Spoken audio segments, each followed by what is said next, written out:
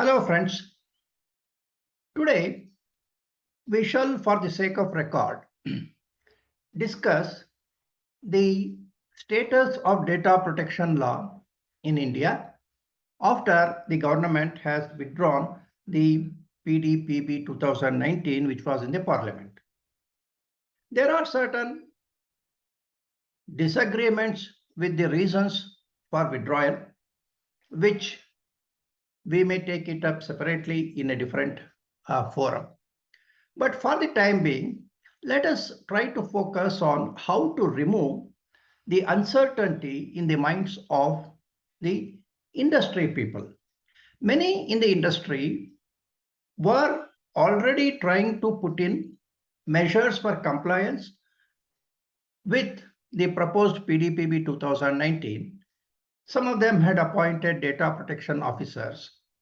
Some of them had introduced what may be called privacy by design in their own way. Now, all of them are suddenly looking like, say, having acted much before there was a need for action.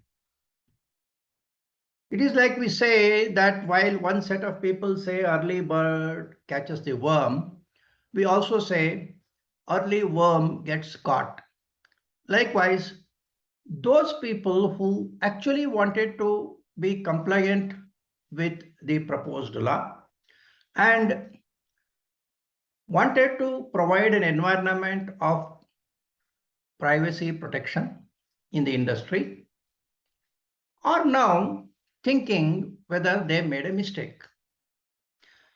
What is therefore the way forward for such companies who are in halfway to the implementation of data protection regulations in India as they understood at one point of time when PDPB 2019 was there?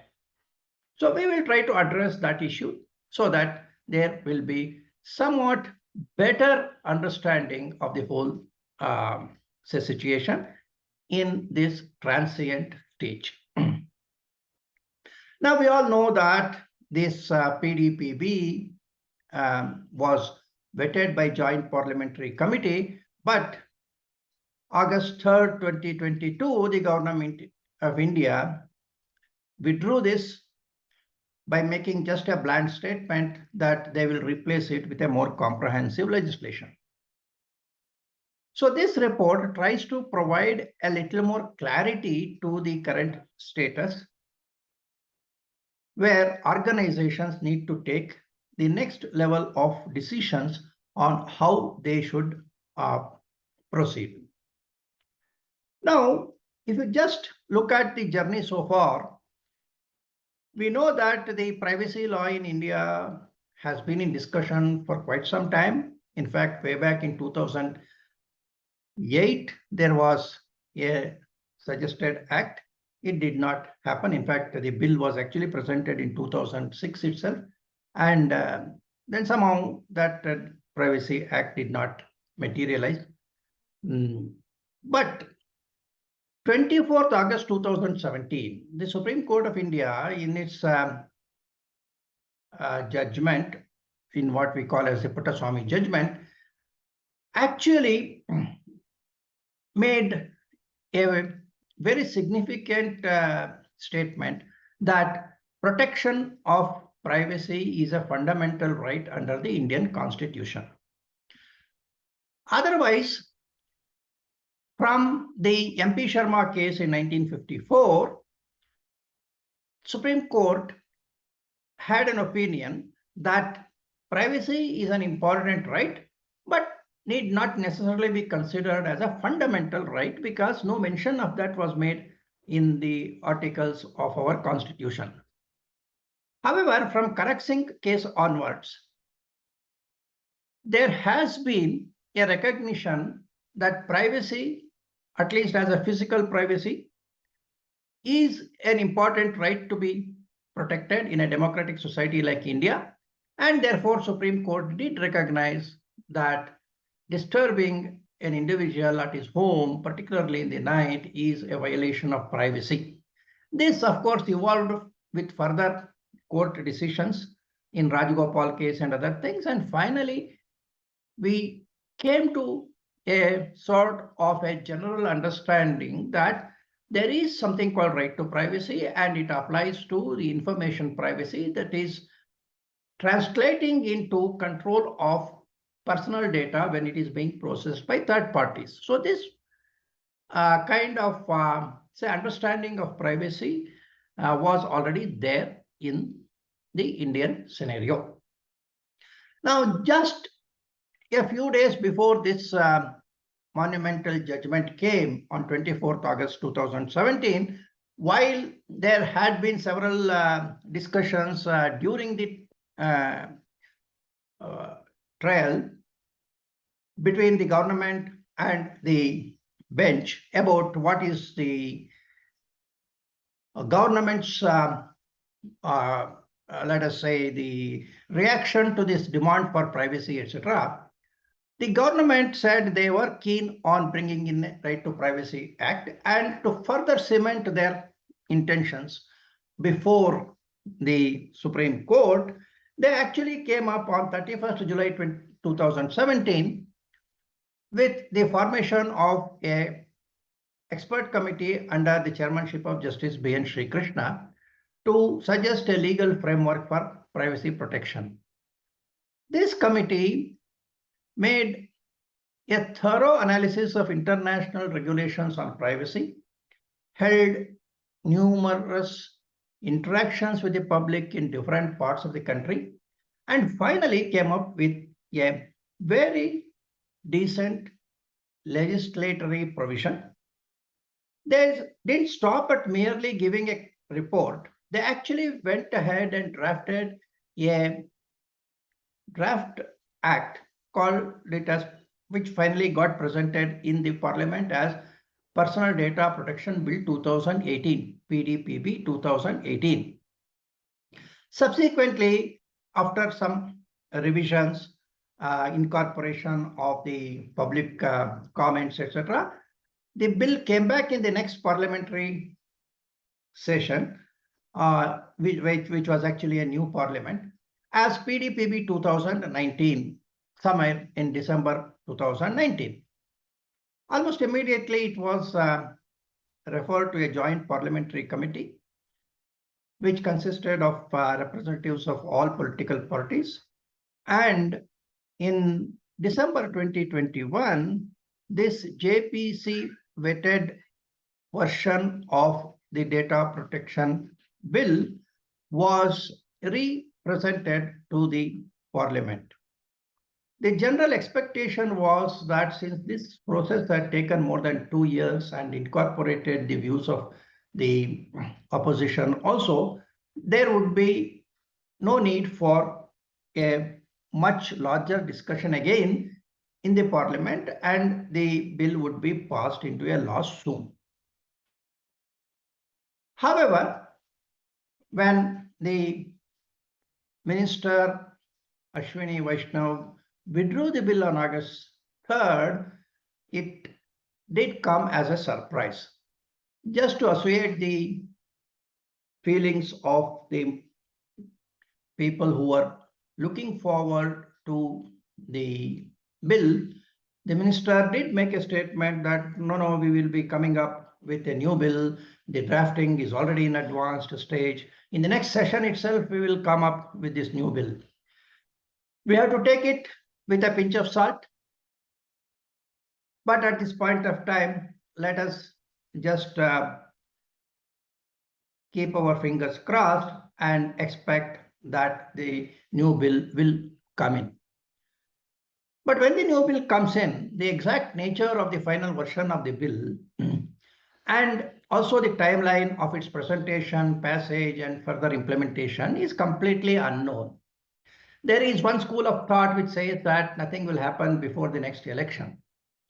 But privacy bill really is not a matter which should really be the concern of vote politics, because people who discuss privacy are not the masses in the rural area, understanding of what is there in the privacy, what is not there in the privacy is not going to be a serious issue in terms of persuading the voters. However, it is possible that the political opponents may pick up any part of the bill and try to project it as another CAA kind of bill, and the government may be unable to explain the real intentions of the bill and suffer in terms of public perception. This is because the ability of the government to communicate positively its intentions to the people is not, at least in the open media, it is not as good as that of the opponents, because most of the media vehicles are under the control of the opposition political parties, and therefore there is an issue that any new legislation of importance could be turned into a weapon against the government. So that is perhaps the reason why some people feel that the bill will be kept in storage until the election is over. And if it is kept until the elections, it means that there will be a new parliament and the bill will have to be presented once again, just as PDPB 2018 became PDPB 2019. Even if the act is now presented in 2022, it will have to be represented in the new parliament in 2024. So we do not know what will be the exact nature. However, using our whatever expertise we have gathered in the field of data protection, particularly in terms of legislation across the world and various discussions in India, we are trying to put together some thoughts here. But it must be remembered that in the media, you will still be hearing a lot of things to suggest that government is thinking of doing this, doing that, kind of a thing. Many of these things actually are fake implants, even though they may quote some unknown official of the ministry or something like that. Basically, these press reports are planted by vested interests just to create a public opinion in favor of that particular idea. So we are trying to ignore most of those press reports and trying to independently see what is good for the country. The first point which we would like the industry to recognize is that there is no vacuum as far as the data protection law is concerned in India, because this PDPB 2019 was withdrawn. The reason is India is presently governed under the Information Technology Act 2000, which was effective from 17th October 2000. And even at that basic version, it addressed all issues of misuse of data, which included both personal and non-personal data. Then in October 27, 2009, when ITA 2008 amendment came into effect, there was a clear prescription on protection of personal data and non-personal and sensitive personal data. There was section 72A on personal data, which was contract-based protection, and section 43 capital A, which was applicable to sensitive personal information, which was based on the concept of reasonable security practice. Reasonable security practice and due diligence were two terms which actually took the compliance requirements beyond the written words in the Act into the best practices from the world over. As far as the regulation is concerned, there were already adjudicators who were capable of imposing penalties on any contravention of the Information Technology Act. Even though the adjudicators had a financial limit of 5 crores, courts could then take over. So, though there was no mention of a 4% turnover penalty, etc., penalty could be commensurate with the wrongful loss caused to any set of victims and the wrongful gain made by the violators of the law. At the same time, there was this apex authority called CERT-in, Computer Emergency Response Team, which was headed by a Director General. And CERT-in had the powers even to initiate prosecution with an imprisonment of 1 year for contravening the directions of the CERT-in. CERT-in was actually required to manage the cyber security in the country, initially for the critical IT infrastructure belonging to the government. And very recently, they have on their own extended that scope of their powers to private sector by declaring systems of ICICI Bank, HDFC Bank, and NPCI as protected systems and taking over a supervisory role in the information security of these organizations. So this CERT-in is the apex cybersecurity organization in the country. And in terms of data breach notification, there are mandatory requirements which apply both to personal data and non-personal data breach.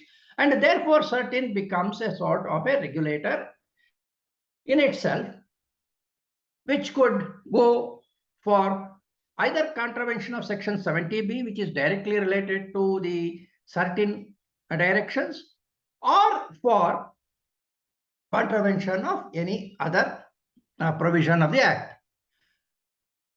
CERT-in can actually invoke investigation from the police authority if something is beyond its jurisdiction. For example, when a data breach is reported to CERT-in, and if it feels there is a possibility that there is a cyber crime behind this data breach, it would be the duty of the CERT-in to make a request to the appropriate police authority to investigate it further and try to take it to the logical conclusion. CERT-in could also invoke adjudication so that civil penalty arising out of any observation made during a data breach notification could also be taken up. So between the CERT-in, the adjudicators, and the regular, you can say the criminal procedure judicial system of the country, all regulations regarding the protection of personal data, non-personal data, and imposing sanctions were taken care of by Information Technology Act.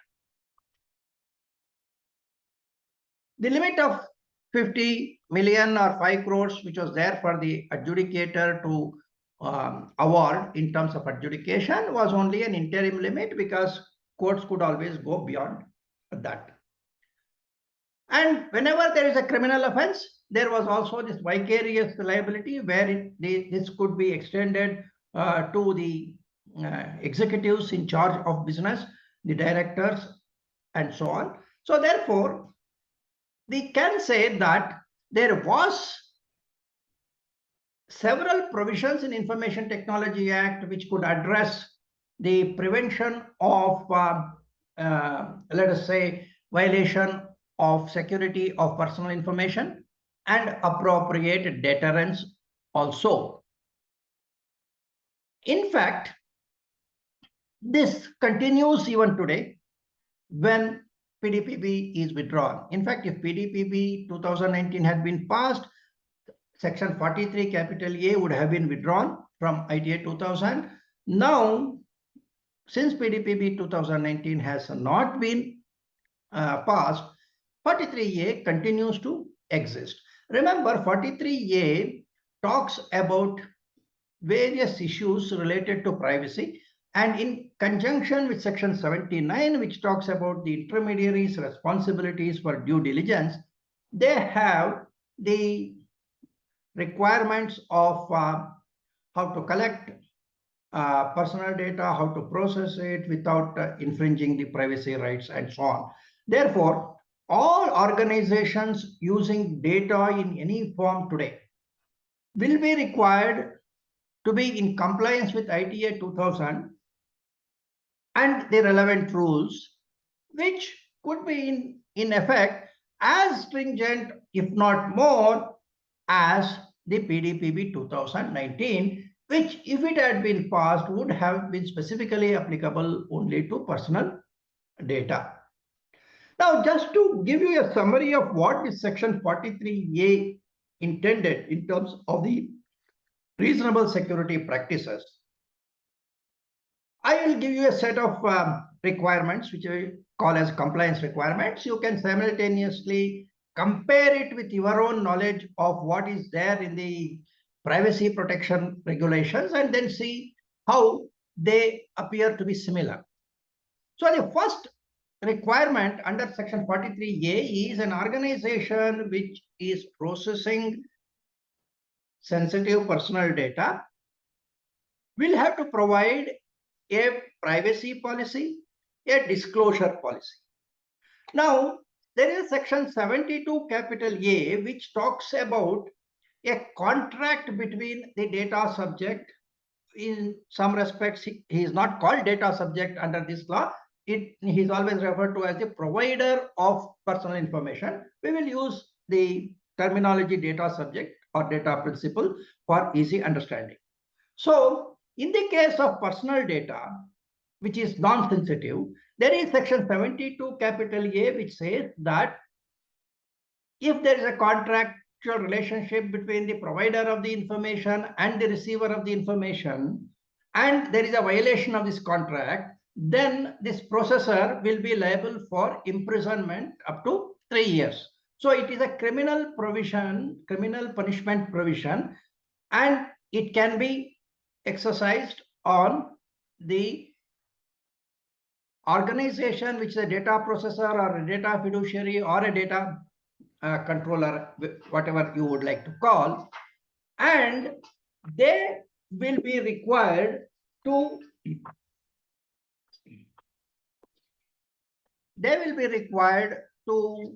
ensure that there is a proper contract. Now, where does this contract get created?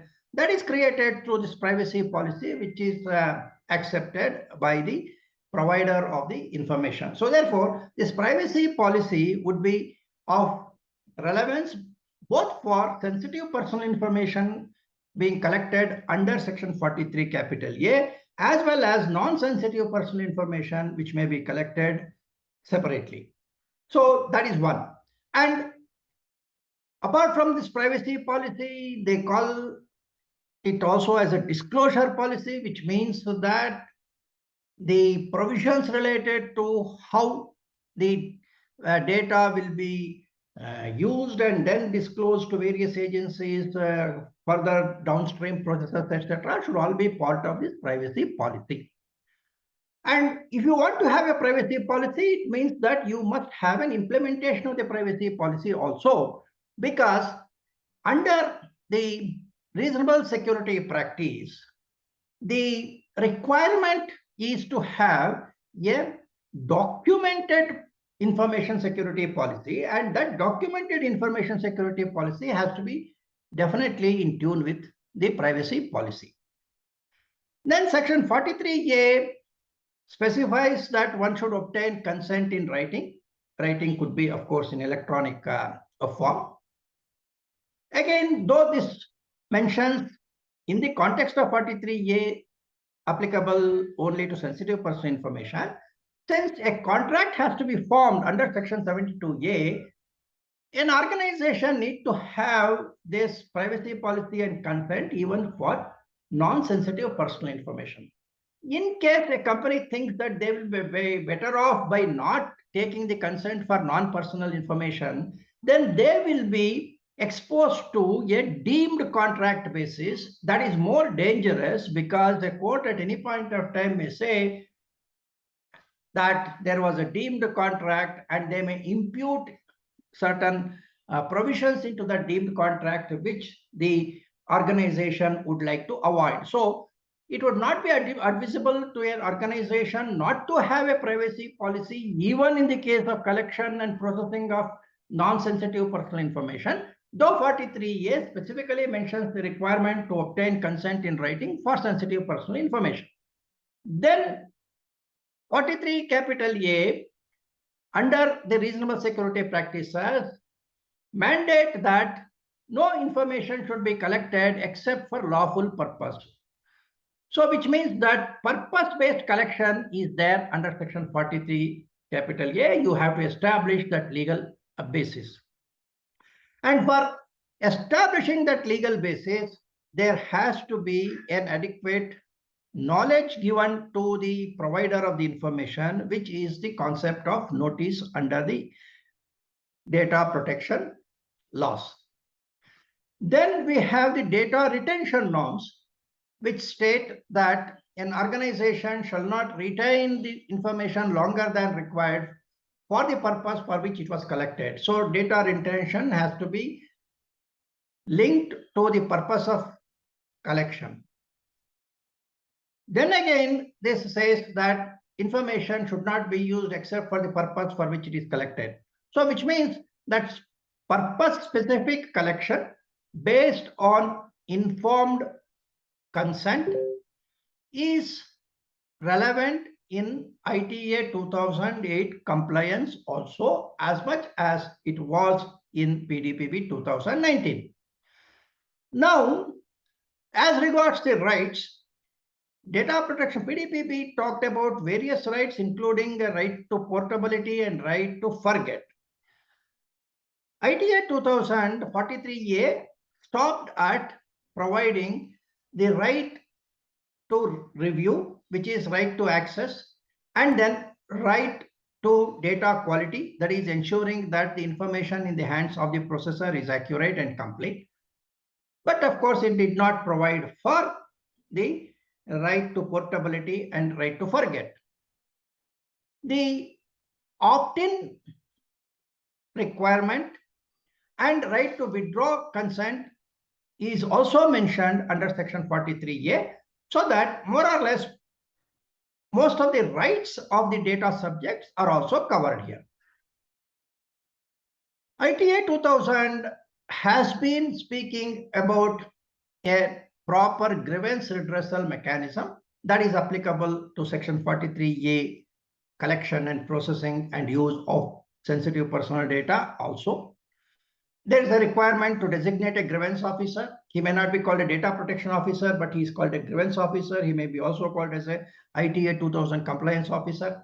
And there is a timeline also, redress the grievances within 1 month, and not to publish or disclose sensitive personal information to any third party without the prior permission, which is the consent of the data subject, except of course to authorized government agencies for various purposes, which are the exemption related clauses of PDPB 2019. Now, section 43A also spoke indirectly about cross-border restrictions and said that sensitive personal data should not be transferred by this data controller or data fiduciary, whatever you want to call, to another person who may be a data processor or to another country, except when you are sure that the same level of data protection is adhered to by that body, which means that ensuring that the appropriate measures for data protection is transferred in a processing contract, whether within the country or outside the country, was necessary under this section 43 capital A, and transfer was permitted only with the consent of the data subject. Now, various other aspects of security was provided or indicated as reasonable security practices. And the general understanding was that reasonable security practices includes a comprehensive, documented information security program and information security policies. So there has to be a written policy for information security, and it should be comprehensive. It should contain managerial, technical, operational, and physical security controls, and it should be commensurate with the information assets being protected, which means that it has to be based on a risk assessment. And such reasonable security practices shall be capable of demonstrating the protection in the event of any incident which may occur, which warrants some kind of an audit and investigation. So therefore, irrespective of what framework for information security is followed by an organization like an ISO 27001, etc., what was a reasonable security practice was one which will be capable of demonstrating in the event of an information security breach that the body corporate had implemented security measure, etc. This term body corporate was used under section 43 capital A, but it was a wide definition. It applied to the company and all other non-government agencies. All of them are required to follow the reasonable security practices. So if we just summarize the requirements of section 43A, it means that ITA 2000 compliance covers all essential aspects of data protection law, which would have been expected to have been formalized under the new act, which did not materialize. Now, withdrawal of PDPB 2019 places the onus of data protection unambiguously on ITA 2000. Now, in the interim period where PDPP was there, it was talking of a data protection authority. There was some confusion about what is the role of certain, what is the role of this DPA, and so on. Hopefully, this will be resolved in the next version of the Act. But right now, there is no ambiguity. The controls rest with certain in terms of data breach notification, and everything will grow from there. Now, compliance of ITA 2000 actually is not simple. It is much broader and deeper than compliance of PDPB 2019, because it not only covers the data privacy risk, data retention risk, both of which are also there in information in PDPB 2019.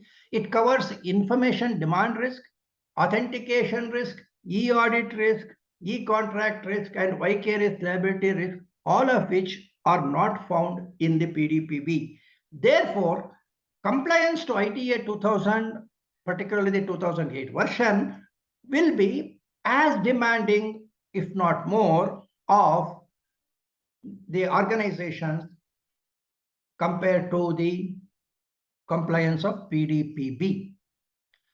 Some of the complications in terms of ITA 2000 compliance arise because there are additional compliance requirements and separately notified under what is called intermediary guidelines. An intermediary is defined in Information Technology Act as an entity which receives, stores, or transmits an electronic record or provides any service with respect to that record. Remember, the identity of an entity as an intermediary is with respect to a particular electronic record, which means that an organization can be a data consumer when it uses the data for its own business, but it can be an intermediary with respect to certain electronic documents where it holds that electronic document on behalf of a third party, like a hosting or an email service, storage, something like that. So an organization which you can call as the data controller or somebody, data fiduciary, can simultaneously be a data consumer responsible under section 43 capital A for reasonable security practice. It is also possible that in respect of certain activities of the same organization, it has to wear the hat of an intermediary and be bound by the due diligence requirements which are mentioned under section 79 and related rules, which was also simultaneously provided along with the reasonable security practice rules in April 2011, except that in recent days, this intermediary guidelines have been further revised, first in 2018, which was replaced with this 2021 February 25 guidelines with a few marginal amendments up to 28th of June 2022. So this intermediary guidelines under section 79 have been more frequently revised and brought up to date than the reasonable security practice. Now, under these guidelines, an intermediary is required to prominently publish on its website or mobile-based applications the rules, regulations, privacy policy, and user agreement. That is one requirement. And there are certain requirements about what this privacy policy should contain, because since this relates to hosting of the content, there are certain things which are mentioned here that you should ensure that the content does not violate obscenity law, it does not violate copyright law, etc., etc. So a list of things not to be done by the user of the service to be communicated to him is mentioned in this notification. We are presently referring to the notification of February 25, 2021. And this privacy policy needs to be renewed at least once in a year. Renewal of privacy policy essentially means renewal of the consent, because privacy policy is consented to at one point of time before the service is started. Then every year it has to be renewed. And in case there is a complaint regarding the content which is hosted by a third party or owned by a third party on a platform which is owned by the intermediary, then if the directions come from a competent authority, which may be a court or a government authority like section 69 authority and so on, then this objectionable content needs to be removed within 36 hours. Now, if any investigating agency asks for any information, then the intermediary will have to disclose that data within 72 hours. So they have to be actually assisting the law enforcement all through. Additionally, they should preserve a copy of any removed content and associated evidence, including log records, for a minimum of 180 days or for longer periods as may be required. We all know that when some data is marked as evidence of a potential crime, it has to be retained indefinitely until the legal process is over. Otherwise, it will amount to erasure of evidence, and that itself may become a punishable crime under IPC. Now, whenever preservation of electronic evidence is called for, one has to be compliant with section 65B of Indian Evidence Act. So the intermediary should also be having appropriate technical measures to ensure that whatever data has to be preserved is preserved and archived in compliance with section 65B of Indian Evidence Act.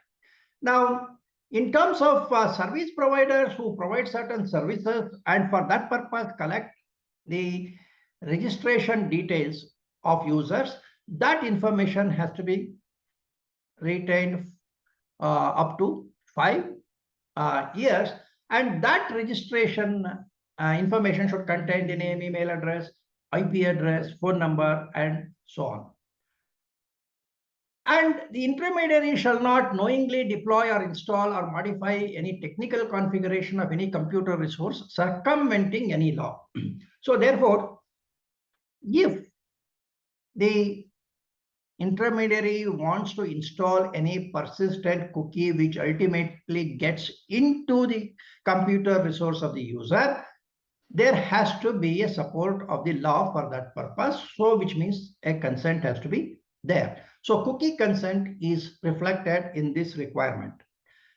Then in the recent 28 April 2022 guidelines from CERTIN, provision has been made that all intermediaries as well as any data center and others, they should ensure that system clocks are synchronized with a designated system of NIC. Even if they are using some other international system, they have to ensure that it is in sync with the common system of NIC. And additionally, any cybersecurity incident has to be reported within 6 hours. What is a cybersecurity incident? Some examples have been given by the CERTIN guidelines. Again, intermediary needs to have a grievance redressal mechanism and has to respond by acknowledgement within 24 hours, then dispose of the grievance within 15 days. And the government is trying to have a system where the grievance can be appealed to another committee, and some system is being created. However, any grievance redressal mechanism which the government introduces as of today has to be within the umbrella of the system of adjudication and appellate tribunal already embedded into Information Technology Act. Because ultimately, the statutory provision is that the grievance has to go to the adjudicating officer, and any decision of the adjudicating officer may be questioned at the appellate tribunal, and appellate tribunal can also be questioned at the high court level and then the Supreme Court. So that route of grievance redressal cannot be altered by a notification as been given as a CERTIN guidelines notification. But within that adjudication, you can introduce any kind of different levels of grievance redressal, and the last decision of this grievance redressal mechanism can be referred to the adjudicator, and the adjudicator can come to a summary decision if required, and then make things easy for further processing in the appellate tribunal as well as in the high court later on. Now, some of the things which relate to the obscene content, the guidelines do provide that even when the complaint comes directly from the affected person, if it is reasonable, maybe the intermediary will have to disable that obscene content within 24 hours. Ideally, an intermediary should have some kind of mechanism by which it has to immediately make a reference to the CERTIN or somebody, just to ensure that disabling the content based on the complaint lodged by a third party out of the discretion of the intermediary does not violate anybody else's law. Of course, the latest guidelines under Section 79 confirms that if an intermediary, particularly a social media intermediary, removes any content either voluntarily or because of a court order, that will not be considered as a kind of interference with the intermediary status, which has to be like a neutral entity which allows passage of information and not deal with the modification of the information, because that is a crucial requirement of the definition of the intermediary. But when it is done for certain purposes like meeting the court order, or where there appears to be a urgent need to remove or change the content, then perhaps the intermediary will have to act. Therefore, when a complaint is received, it will be necessary to immediately do an internal audit or an equivalent to an audit, just to ensure that the complaint made by a member of the public, not yet confirmed by a court order, should be acted upon or not. And in case there is a doubt, it has to be referred to the court. But anyway, it is better that a committee within the organization, like we have the data breach committees, because whenever a data breach is reported under Data Protection Act, we say that first check whether data breach has really happened or not by constituting a committee which may go into an inquiry or something like that before taking further action. Similarly, whenever a complaint is made, there has to be a kind of evaluation by a committee within the organization, and then they can take a decision. There's a prima facie evidence that this particular complaint is valid. So therefore, let us, for the time being, suspend this information and then seek the guidance of certain or somebody like that. And any such decision will have to be properly documented. So that is required in many of these handling of the complaints. Now, significant social media intermediaries like the Twitter, WhatsApp, etc., which have got more than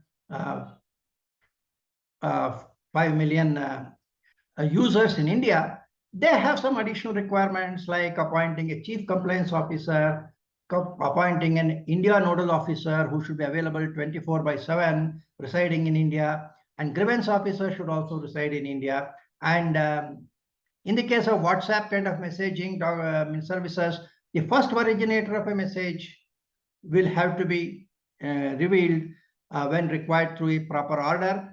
But of course, if it has to be revealed, then they should have the technical capability of doing that. So they need to initiate that immediately. And then whenever there is any advertisement, the social media intermediaries will have to say it is an advertisement. So they have to identify the advertisement in an appropriate manner. And in terms of users, they have to identify or enable the identification of users and making them a verified user for other people to see. Now, digital media intermediaries, which are intermediaries which actually purvey news, they have to also follow a code of ethics. This applies to even people who have this curated content, OTT platforms and others. And for them, the code of ethics and safeguards is prescribed. Maybe we need not go through it in detail as of now. Now, other than this, as I told you, synchronization of the time clocks, the log records for 180 days, registration data for 5 years, and then KYC data for 5 years. So these are some of the requirements which are specifically applicable to the intermediaries. One more thing which this intermediary guideline of 28/4/2022 says is that the intermediary should be able to maintain transaction records in such a manner that you should be able to reconstruct the transaction. So whatever is required for that, hardware, software solutions will have to be taken care of. Then reporting of data breach in a particular format within 6 hours is what is required. When you say within 6 hours, it is possible that you may give a preliminary report and then provide more details as and when it is available. And once something is given like that, then if the certain gives any directives, those directives need to be complied with. So in summary, the need to remain compliant with ITA 2000 has become more rigorous, and all the data protection requirements expected to be introduced by PDPB 2019 are now required to be implemented scrupulously for both personal and non-personal data. To that extent, organizations must consider that their work has not become easy, it has become more complicated. Now, even if the new act comes through in terms of PDPB, if we just try to say, think ahead and see what are the expected provisions of the current PDPP 2019 that may survive and into the new law. We can list a few things, and these will be something which needs to be incorporated into the compliance regime as of now, because we don't expect these to change. One is the scope of the act may be broadened to create a unified law for data protection and data governance, and to cover both personal and non-personal data. We know that the JPC itself made a suggestion for introduction of breach report, data breach report for non-personal data as part of that. So something like that. But the ITA 2000 earlier covered various issues related to non-personal data, and PDPB 2018 and 19 covered whatever was applicable to the personal data. But this distinction has been removed in a sense. The new law may have common parameters of governance, which means collection and usage, and disclosure for both personal data and non-personal data. Now, for personal data, we identify it with a natural person, and therefore the consent of a particular person is required, and the consent becomes the guideline for further action. It becomes like a subcontract kind of a thing. Where there is a non-personal data is collected from one organization by another organization, and at the time of collection, there will be certain guidance from the organization giving out the data, and that is something like a consent. It's a contractual commitment initiated during the transfer. So therefore, the concept of consent, which is today being applied for the collection, processing, and disposal of personal data, where the consent is obtained by the natural person to whom the personal data is identified, gets extended to non-personal data as a consent to be given by the supplier of the data, which may not be a natural person, it may be a company. Therefore, the concept remains the same.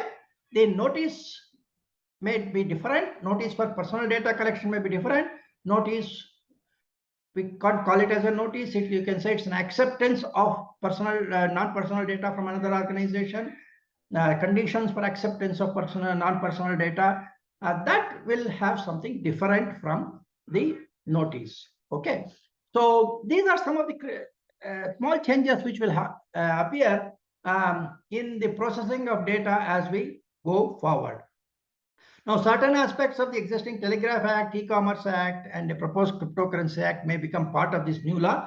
We do not know exactly what will be the format of this new law, but probably some people want it to be called the Digital India Act and become a legislation for the entire cyberspace. In fact, even today, when we said Information Technology Act is an act which governs the generation, storage, processing of electronic data, and electronic data means the binary expression, we already defined the Information Technology Act as the law of the cyberspace.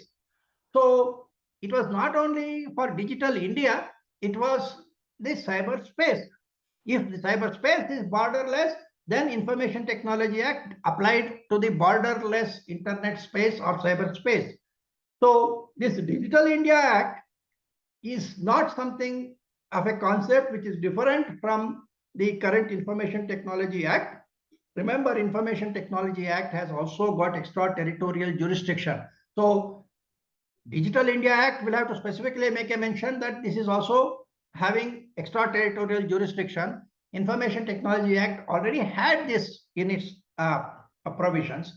So this is one of the things. The scope of this new act will be combining the personal data and non-personal data. In fact, if you look at the Data Protection Compliance Standard of India, DPCSA, which we have promoted, it already incorporates compliance of both personal, at that time PDPB 2019 and ITA 2000. So we are already in the space where this new proposed law compliance, whatever framework is required for that purpose. Now, consent is likely to remain as the principal legal basis for personal data collection, processing, or use or disposal. It cannot be changed. So it is a myth to say that there can be other legal basis than consent, because if the objective of data protection law is to protect the privacy of an individual, the privacy of the individual can only be protected if the right of choice is given to the data subject on how his personal data can be collected and processed. Consent becomes mandatory for any information privacy protection related laws. So it will remain, whether you say that the consent is expressed in the form of an accept button in the privacy policy or through a contract, it is still a consent. Rest of the things like use of data in emergency, use of data for public cause or something like that, and use of data for the data processor's own interest, all these will be covered under legitimate interest. And legitimate interest of a government is covering the duty to protect security. So consent along with the deemed consent on the one side, legitimate interest on the other side, these two will be the pillars under which the personal data and non-personal data can be collected and processed. That will be the shape of things to come. Now, PDPB already had exemptions for publicly available data and certain aspects of employee data, and these are likely to continue.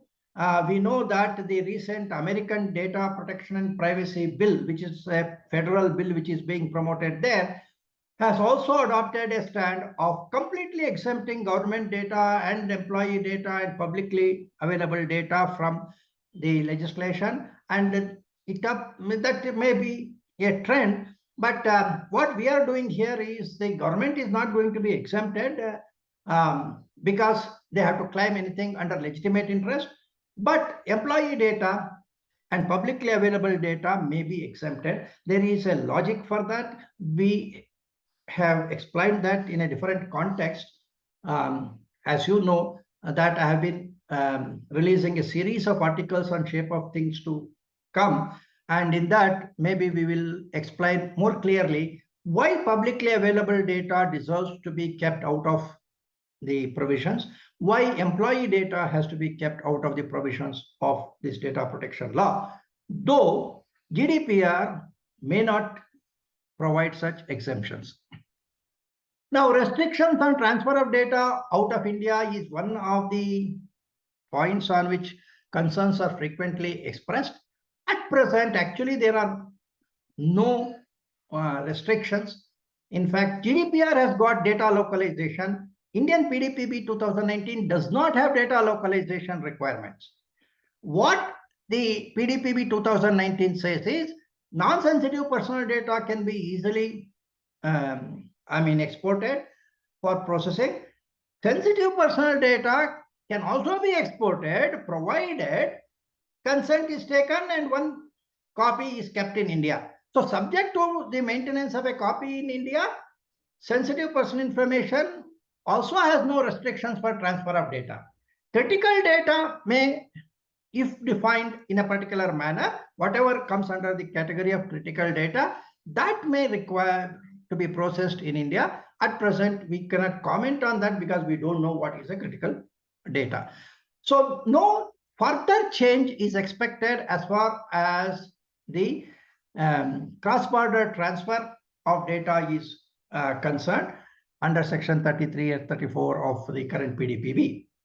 No changes are also expected in the data subjects right, where in comparison to GDPR, we have only said that right to forget is subject to the acceptance of the adjudicator. That is the only change between GDPR and this.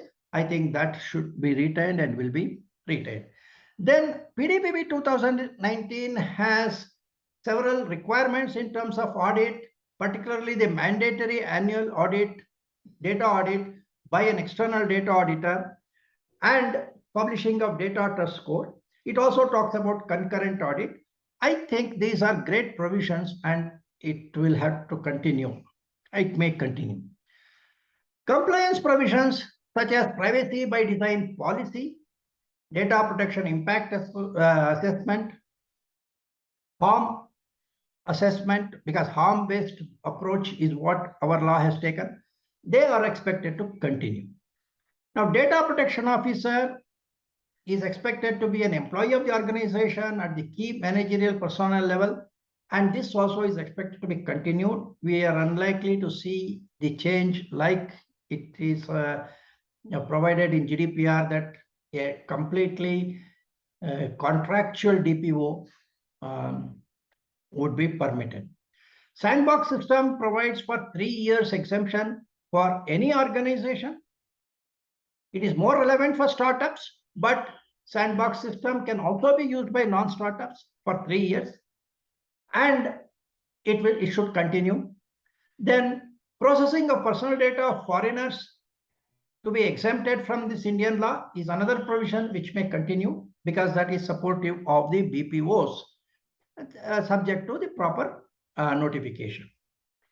So if we just try to recollect what we have discussed so far, organizations which are likely to be in any data related business in India are likely to confront a very dynamic regulatory scenario in India from now onwards.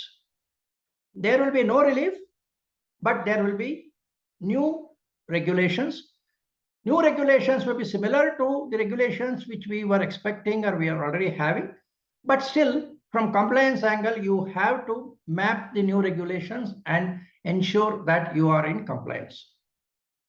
So progressive and wise organizations need to go ahead and continue whatever programs and projects they presently have on data protection with a thought process that in future, the PDPP 2019 JPC version and the current ITA 2000, they will form a combination of regulations which are required to be complied with it, at present. So those organizations which have not done a proper ITA 2008 compliance review, they need to undertake that. While doing so, they also can look at the due diligence requirements as suggested by the PDPP 2019 and ensure that they are at least in compliance with the current PDPP 2019 draft and the ITA 2000, and then wait for the new law to come to make any further changes. As I said already, the DPCSA framework is already doing this. So please take a cue from there, use it as a guideline. Perhaps you will be making it easy for compliance. Any questions which you may have regarding what we have discussed so far, please feel free to check with me through email. I will be happy to clarify, and hopefully all the organizations will be trying to keep themselves busy in continuing their data protection implementation projects and not remain complacent and lose the marketing edge they might have already got by taking at least a few steps towards compliance so far. Thank you, friends.